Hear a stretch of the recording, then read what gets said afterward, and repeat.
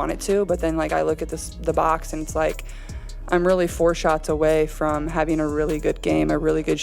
The drama surrounding Caitlin Clark's injury should have been a moment of reflection, a moment of unity, perhaps even a rallying cry for the Indiana Fever to come together in solidarity. But what unfolded instead was a messy public unraveling that peeled back the surface of a team barely holding itself together. Just when fans thought the Fever had turned a corner, with rising chemistry and renewed momentum, it all blew up not because of a locker room brawl or a franchise decision, but because Kelsey Mitchell's family decided it was the perfect time to throw shade at their injured teammate. A wounded teammate, mind you, who has been the engine, the GPS. The reason fans even care about Indiana basketball again, in the chaos of post-game reactions and injury updates. A quiet storm had been brewing behind the scenes. The tension didn't start with Caitlin Clark's twisted ankle or the awkward silence during a press conference. It started when Kelsey Mitchell's own twin sister co-signed a Facebook post attacking Clark's role on the team. On ourselves, you prepare every single night. I think that's the great thing about this league, and also, The post wasn't vague. It was sharp, pointed, and unrelenting, claiming Clark was overrated, dependent, and that the offense should be run through Mitchell instead. Now, these weren't random trolls. This wasn't just harmless banter from the comments section. This came from inside the house, from family. It was a betrayal disguised as an opinion. And it lit a fire the Fever could no longer hide under game highlights and box scores. For months, critics had speculated there was jealousy simmering beneath the surface in Indiana's locker room, with Clark's meteoric rise unintentionally eclipsing players who had spent years grinding in relative obscurity. But the family's public attack confirmed what many already suspected. The resentment wasn't imagined. It was real. It was raw. No matter if she doesn't get any minutes, she's the same person and shows up every single day. So, she's just a really good soul. And it was spilling over for the world to see. Clark had barely exited the floor before the knives came out. The comments weren't just about basketball, they were personal. They questioned her leadership, minimized her impact, and implied that without Mitchell in Boston, Clark was just another overhyped rookie. But here's the problem with that narrative. It's revisionist history. Before Caitlin Clark arrived, the Indiana Fever were a ghost town. They were a franchise so starved for attention that even their own local coverage barely acknowledged their existence. And it wasn't for lack of talent. Kelsey Mitchell had been there for years. She could score, no doubt. But score-first players don't lead revolutions. Clark did. She brought eyes, cameras, new fans, and sold-out arenas.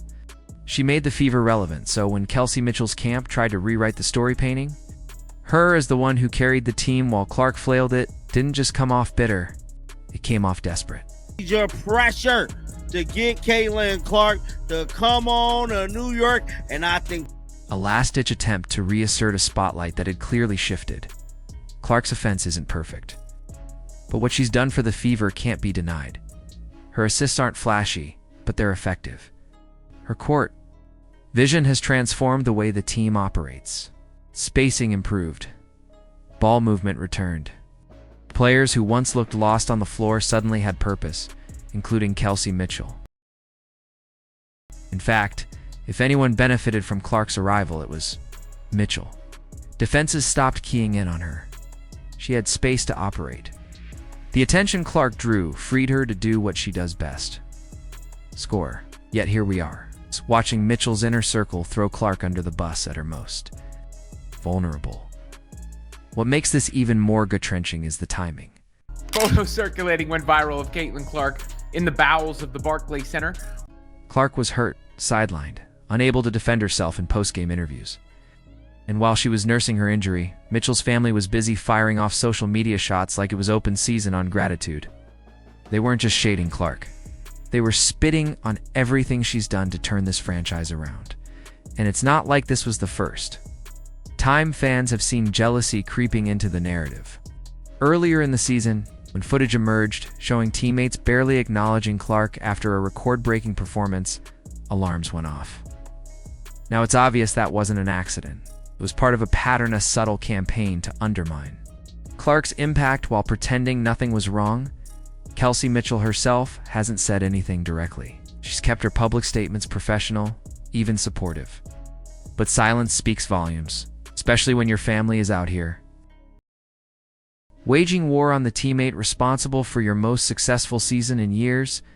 If Mitchell truly disagreed with the posts, she could have made that clear. She could have issued a statement, set the record straight. Supposed to be built upon Caitlin Clark's strengths. It's that simple. But she didn't. And in the vacuum of silence, the whispers grew louder. This isn't about petty drama or hurt feelings. This is about the structure of a team being tested. This is about a star player being targeted not by rivals or trolls, but by her own teammates' family. And it's ugly because it's cowardly. Instead of confronting Clark head-on or addressing internal concerns behind closed doors, Mitchell's circle chose the nuclear route: sabotage. It's through social media. It's hard to imagine a male athlete dealing with this type of chaos. Imagine LeBron James carrying the Lakers to relevance only to have Anthony Davis's cousin trash him online while he's nursing an injury. Are more dangerous without Caitlin Clark. I'm curious. The league wouldn't tolerate it. Neither would fans. But with Caitlin Clark, people seem hesitant too. Call out the blatant disrespect. Why? Because she's new. Because she doesn't fit the mold. Because her success threatens the old guard.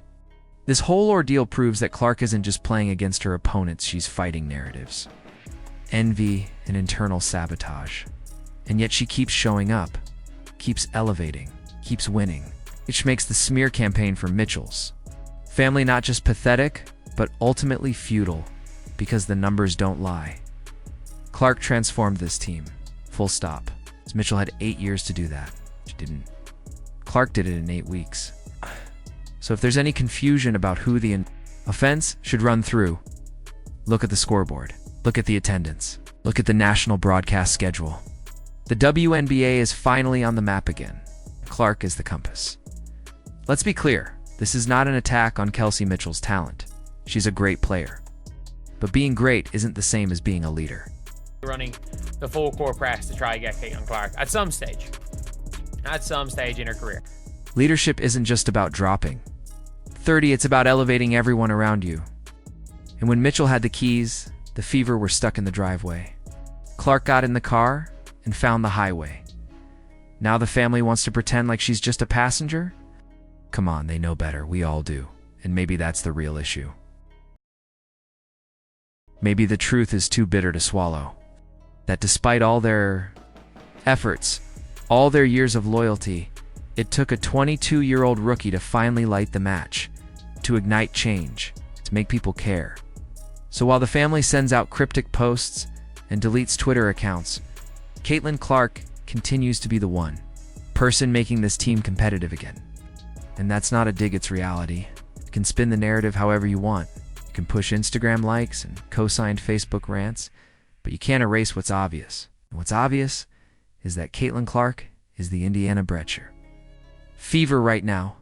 If there's any justice left in this league, it's time someone stands up for her. Time someone says enough with the passive aggression, the silent endorsements, the whisper campaigns, because real teams support each other. Real leaders don't stay quiet when their teammates are getting dragged in the mud.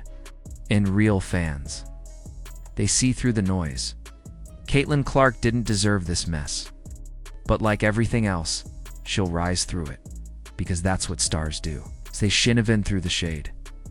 If you've been following this drama, what do you think? Should Kelsey Mitchell speak out and shut this down once and for all? Or is silence just as loud as the shots being fired?